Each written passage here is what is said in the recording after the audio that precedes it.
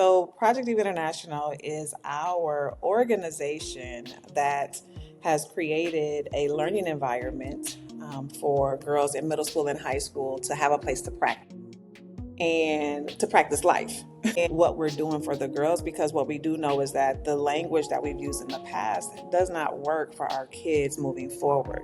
And so girls love having a learning environment instead of a place where it's saying do this, do that, versus let's be curious about life together through shared development, which is what we do, offering our girls a financial curiosity pillar, an emotional regulation pillar, and a mental fitness pillar.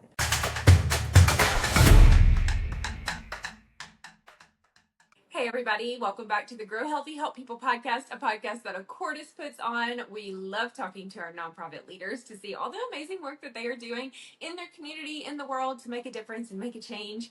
And today I am here with Neda from Project Diva. How are you today? I am at peace. Thank you for asking. So wonderful. It's so good to have you here. Tell everybody where you're calling from. I am calling from Minneapolis, Minnesota. Awesome. Wonderful. Well, before we get into Project Diva and all the great things you're doing, I want to hear a little bit more about you and kind of what got you to where you are, to leading a nonprofit. What was it like, growing up for you and school, and what led you here? Was this the plan, or did you have other plans for your future and this just kind of happened? Life is always just happening Oh, in my yes. so I am from Omaha, Nebraska, born and raised. I've been in the cities now as of yesterday for 20 years. I've been in business here for 19 years as of yesterday. So we are super proud of our organization that I founded. And the most things that I love to tell at this time in my life is that life has allowed for me to have two parents that have taught me a lot in regards to how I respond to things that they have gone through. So my mother has a mental challenge. It happened when I was in middle school, so seventh grade. She actually moved us here to Minnesota from Omaha when I was in third grade, and then moved us back to Omaha to live with my father while she stayed here when I was in seventh grade. And so her mental challenges have really shaped who I am because I became a mother to my brother when it happened. He was 5 years younger than me. And so I immediately went into just naturally coveting him. So going through those ups and downs as a young person feeling responsible for another young person that wasn't mine, but was mine. And then in a household now with my father and they were about to get married. So they got married after we moved in. So there was that, the blended family ups and downs, ebbs and flows. That also shaped me because I got to see three parents and the realities of their lives and how that played out in mine, and how at 18 I had an opportunity to choose what my life then looked like outside of theirs, and their ebbs and flows. And so at 18, I decided to leave home the weekend after I graduated while my parents went to work, and left without a plan. So I was homeless for 3 years and had a cousin who took me under her wing, my cousin Debbie Jackson. She's in Omaha, Nebraska, and she showed me how to pay bills. And the year that I was ready, that same year, she ushered me into my first apartment, helping me read a lease and preparing me for a job that actually had benefits that would then sustain me in this adult life. And so, fast forward, 2 sons later, with two amazing fathers. But again, we were ebbing and flowing, right? Take care of other people and still live your life. And so I ended up back in Minnesota with their fathers actually taking care of them in Omaha. That was an agreed upon situation between the three of us. And then I started that journey of being an away parent and, coming home for all the celebrations and the school parenting and all of those things. And what I noticed along the journey was I opened up a salon along my way. I learned that I was fit to be an entrepreneur more so than an employee, and not understanding, of course, Robert Kiyosaki's cash flow book with the quadrant and going from employee to self-employed and still like being a prisoner to your business to really wanting to get on that other side of owning a business, and having systems and then eventually investing. And I've actually added trading to that. But going through the ebbs and flows of life, I noticed that girls were going through those same tribulations young. And so wanting to be someone in their lives that actually gave them a strong platform to um, grow off of is how Project Diva International was created.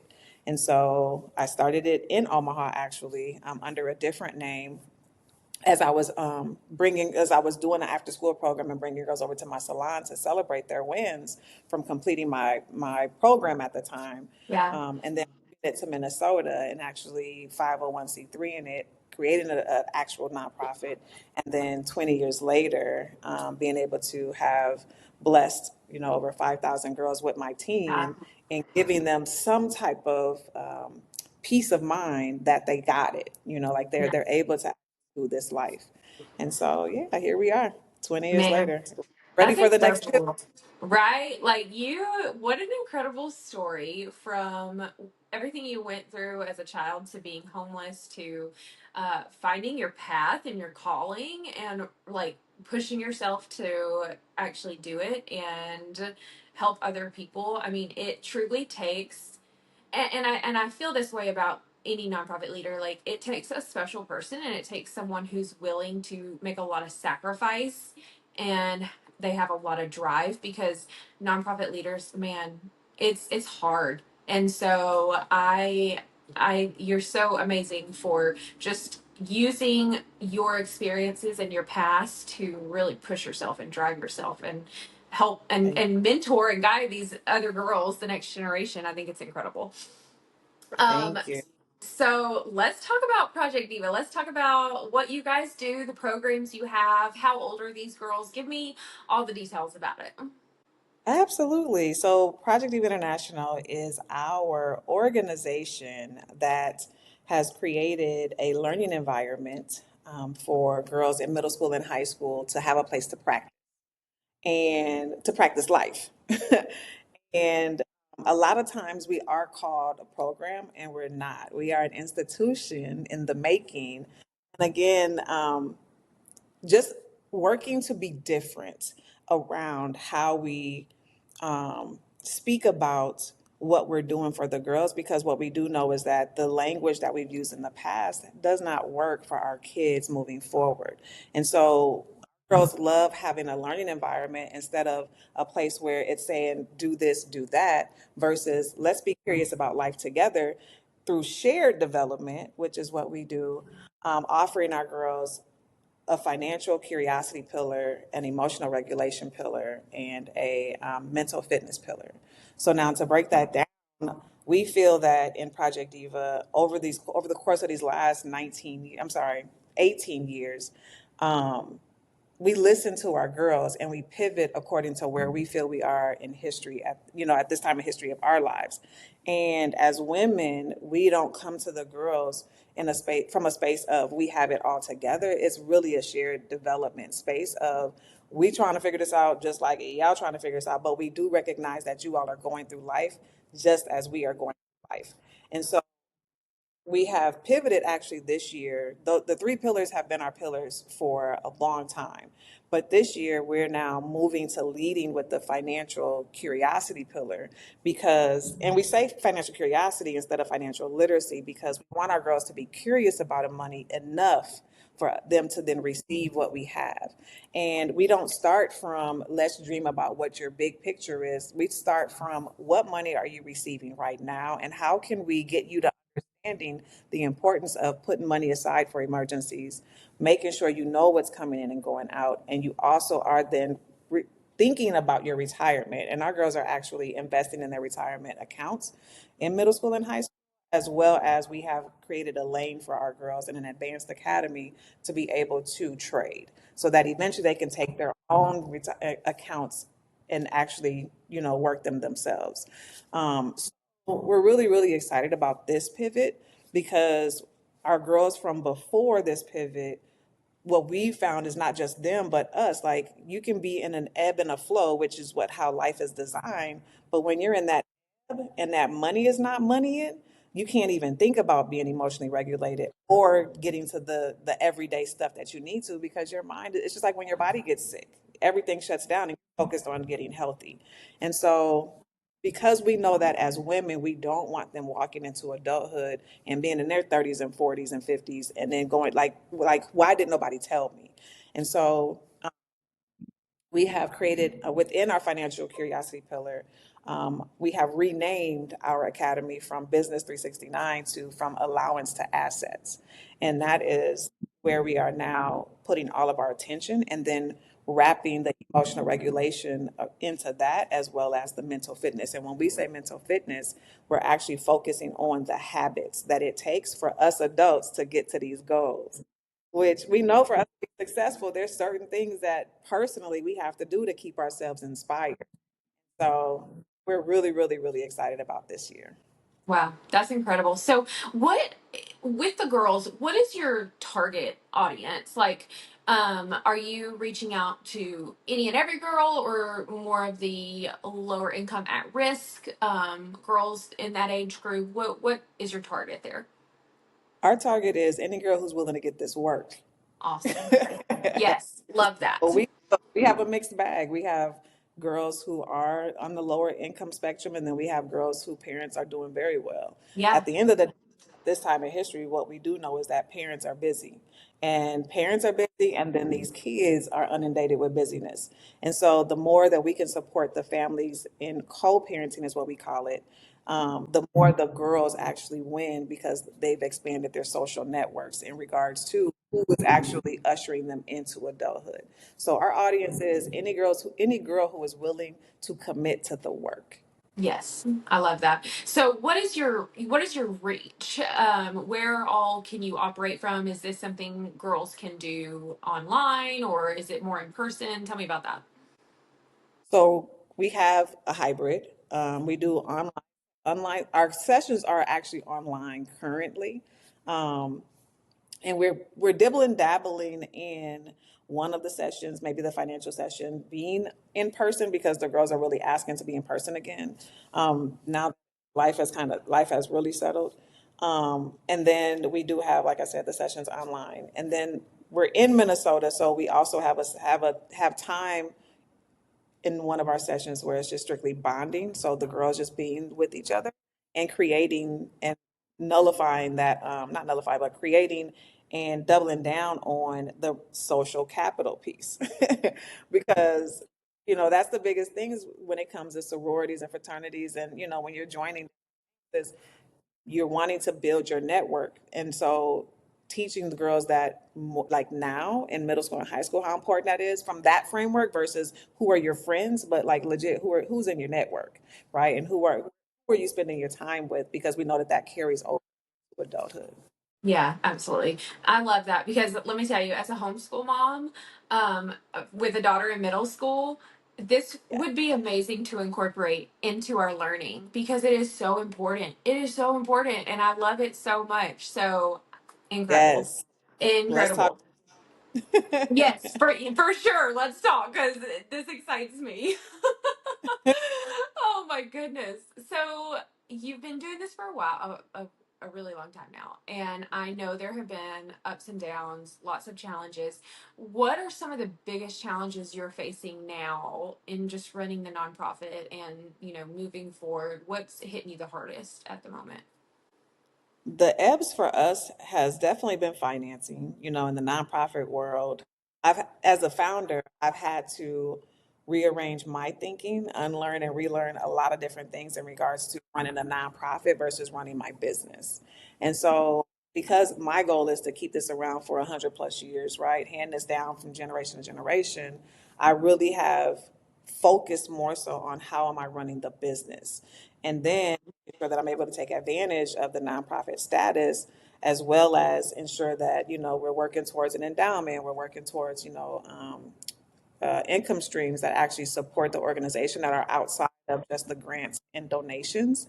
So that it's learning how to think like that for me, but also having the support, right? Like getting the support of the community has been the one of the biggest challenges. Like I'm still a little challenged with why women don't, like more women don't get behind what we're doing. And so really working to figure out like what that is and how do we get to more women to get them to understand how vital their support is in this. Yes. Yeah, absolutely. And guys, I know if you're watching this podcast and you have been watching it, I probably sound like a broken record, but it is so important for people in your community to know your why. Why are you doing what you're doing? And what does it mean? What change are you making? How are you moving the needle in the community for whoever you're serving? And once people know that why, they become so much more passionate about what you're doing. And so, one thing we can help you with out of Portis is really creating a vision and a strategy for showing people that and giving you a way to say, hey, we're here, we're doing these awesome things, and we want you to be a part of it and help us make a difference. Because when you have donors, they're not just donors, they're partners. They're coming in and they're helping you, they're supporting you. And so we rely on those partnerships as nonprofits. And so if that's something that you need help with, among any other back office things, we would love to help you out of Portis. Our link will be at the end of the show. Please reach out to us and I would love to talk to you. I love So yes, let's talk about the future because you've already been doing this for a while. So what does the future look like for you? Do you have big plans, big dreams, big goals for the next few years or on down the road? Absolutely. Yeah, always. So, um, right. Always. Yeah. Is to hit budget for a good 5 years in a row, right? Like hit Yes. budget, so that we sustain. But then, legit, we're focused on working towards intellectual hub and roller skating rink. We feel that a lot of times our kids are like we're just playing in their faces when we keep surveying them on what they feel that they need for themselves, Yes. and they keep telling us that they would love third spaces where they can actually socialize, but then Yes. also, grow. And so Yes. our skating rink and intellectual hub is the major goal. So That's yes, incredible. I love that so much. So creative and such a great idea. Such a great idea and such a tangible thing for people to invest in, which I think is amazing. thank you. So how can people help you? How can people donate, give? How can people give their time if they're local? What can people do for you? Yes, so we are definitely, our individual donors are what keeps us alive. And so they can donate at projectdiva.org. And we also are looking for business partners because another portion of what we do, so there's the personal development side and then there's the professional development side. So we have a career exploration department where girls are able to do deep dives, which means that, like, say they wanted to talk to you about like what you all do, they can actually hop on a call with you and our career exploration director and ask all the questions, right? And then we also have career coaches who then would come in and take one girl across the year answering all her questions in that specific industry. So if you're an industry expert or a SME, you know what I'm saying? Like we would love to add you to our list because girls come in all different and they have different views. So, yes. And then we're also looking for, of course, sponsorships and partnerships in regards to Um, funding like anchor wise, right? So like right now we're working out a situation with junior achievement for our venue, so that until we get a home, our home, a space where that's kid friendly, right? So different things like that that we feel are in alignment with the direction that we're going. We're also looking for partners from that space. Yeah, awesome. I love that. Well, guys, if you are interested in learning more, you can visit their website. We're going to have it posted at the end of this show. So please go check it out. See what they're doing. And if this is something that you are passionate about or you just are falling in love with, go donate. Become a monthly sponsor, become someone who really partners with them to help make this happen. And if you are local and you're a business, get involved. This is incredible. And what an incredible way to give back to your community by getting involved with an organization that's uplifting girls to help really prepare them for their future. So get involved with them if you are local. I know they would love to have you. And if you have any questions, please reach out to them, email them, communicate with them, and just learn more. Always learn more about your local organizations. I think it's wonderful. Well, Nita, it has been absolutely incredible talking to you today. I've loved learning everything about your organization. Thank you so much for being here. Absolutely. It's been a pleasure. Yeah, so good. All right, guys. Well, we will see you next time on the podcast.